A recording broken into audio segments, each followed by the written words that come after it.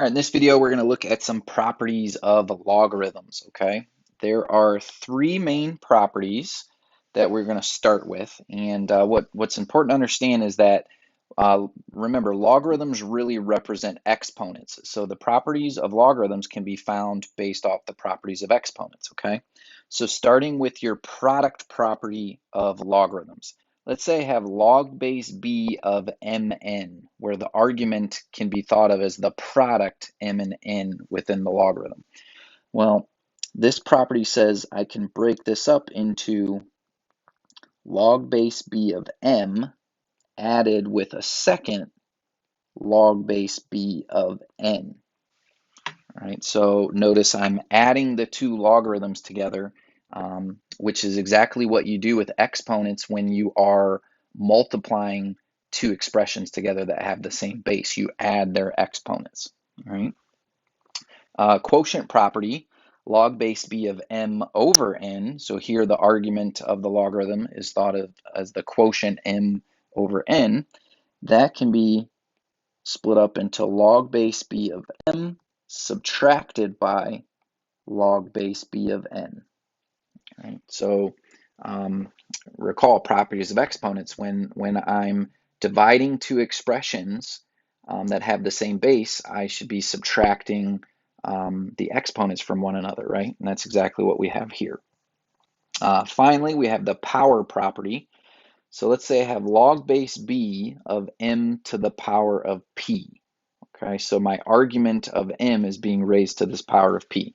Well, this would be equivalent to p multiplied by log base b of m. All right, so p is a power, and then log base b of m is a power. So what you have here is two powers that are being multiplied together. This is nothing more than your power to a power property of exponents. Okay. Now, of course, for all of these properties to hold true, the values of b, m, and n, they have to be positive. The only number that has no stipulation on it would be the value of p that you see there in your power property. Okay. All right, some other useful properties of logarithms that are going to just randomly show up. So if you have log base b of 1, no matter what the value is of the base in this logarithm, the fact that the argument is 1 tells me that this logarithm equals 0. That's because b to the 0 power, anything to the 0 power is 1. Okay. Log base b of b, that's going to equal 1. That's because b raised to the first power equals itself. Okay. An extension of that, if I have log base b of b to the power of x, that's just going to equal x. All right. And I can use the power to a power property in order to prove that one. So log base b of b to the power of x, that's the same as x times log base b of b by our power property of logarithms.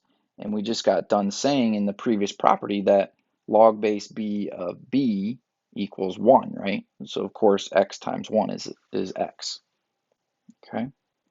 And then finally, if I have b raised to a power of a logarithm of base b of x, the fact that the base is b and then the base of the logarithm is also b, those are going to effectively wipe each other out and just leave you with x.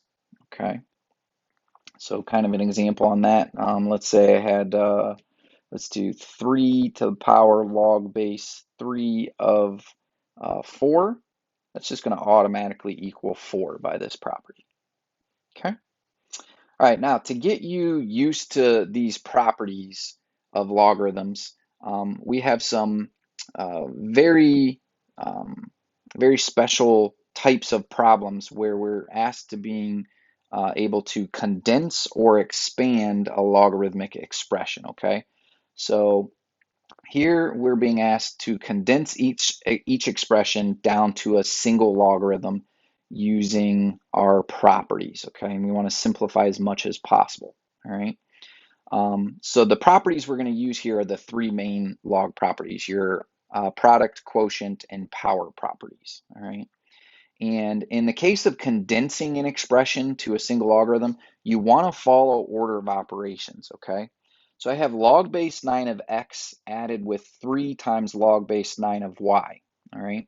There are two properties that can be used here, a power property and a product property. I'm going to use the power property first based on order of operations, and I'm going to rewrite this as log base 9 of x added with log base 9 of y to the third power. I'm going to bring that 3 up as a power on the argument y. Okay. Then I'm noticing that since these two logarithms are being added together and they have the same base, then I can apply a product property. And I can rewrite this as a single logarithm, log base 9 of the product xy cubed. Okay. All right, next I have 1/2 times log base 4 of 16 subtracted by 2 times log base 4 of x. So once again, order of operations, I would apply my power properties first if possible. I can actually do this twice. I can say this is log base 4 of 16 to the half power subtracted by log base 4 of x squared. All right, and then I know that 16 to the half power is really the square root of 16, or 4. Okay.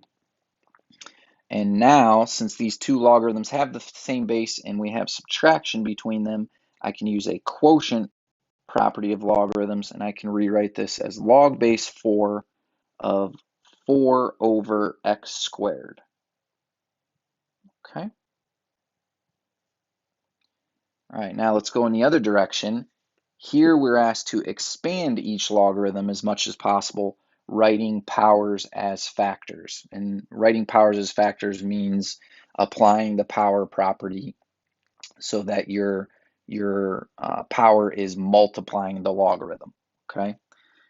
Now, in the case of expanding, you want to go in reverse order of operations, okay? So save your power properties for the end, basically. Log base 9 of x cubed over y squared. I'm going to use a quotient property on this to start. I'm going to make this log base 9 of x cubed subtracted by log base 9 of y squared. And then I'm going to apply two power properties. I'm going to say this is equal to 3 times log base 9 of x subtracted by 2 times log base 9 of y. And here the powers are now expressed as factors, and we're as expanded as we can make this. Okay. How about log base a of 3x squared y to the fourth? So I can actually use a product property twice here. I can break this log base a of 3 plus log base a of just x squared plus log base a of y to the fourth. Okay, now log base a of 3, you can't do anything further on that, but log base a of x squared can be rewritten as 2 times log base a of x, and then log base a of y to the fourth can be rewritten as 4 times log base a of y. Okay. All right, your turn to practice. Pause the video, try these next few problems yourself, and then come back, check your work.